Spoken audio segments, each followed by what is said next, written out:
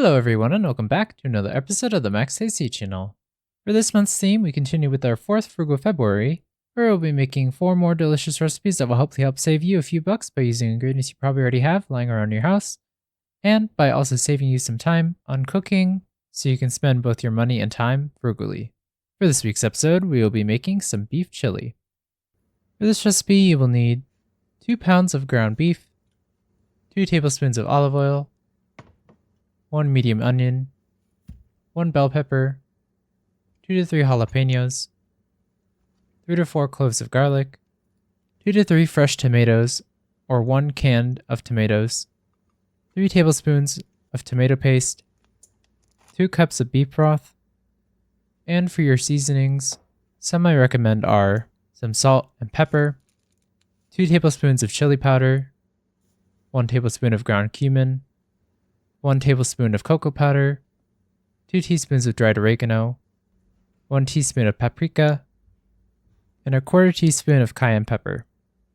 And for some toppings, some I recommend are some sour cream or Greek yogurt, some cheddar cheese, and some scallions or green onions.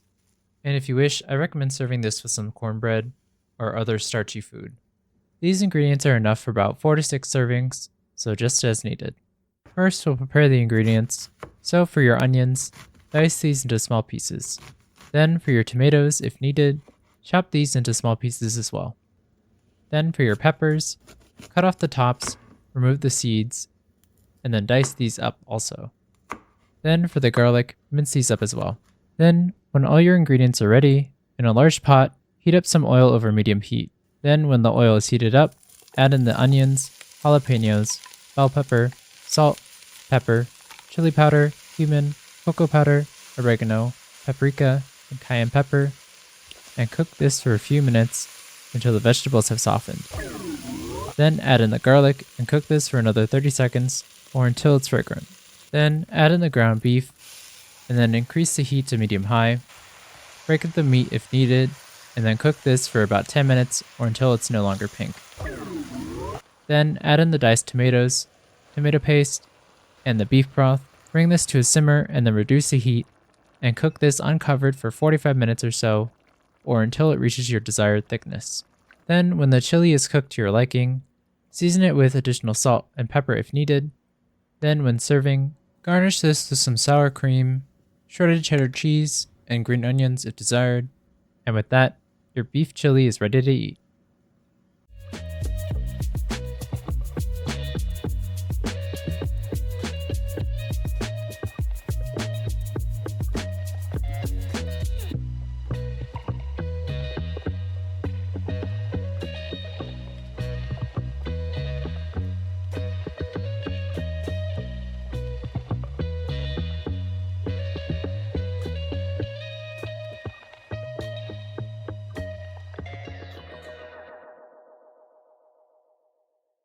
For this week's recipe, I was inspired by my friend's suggestion to make a chili recipe, and I thought I would share my spin on it. Chili is a great way to turn a little bit of meat and veggies to multiple filling portions.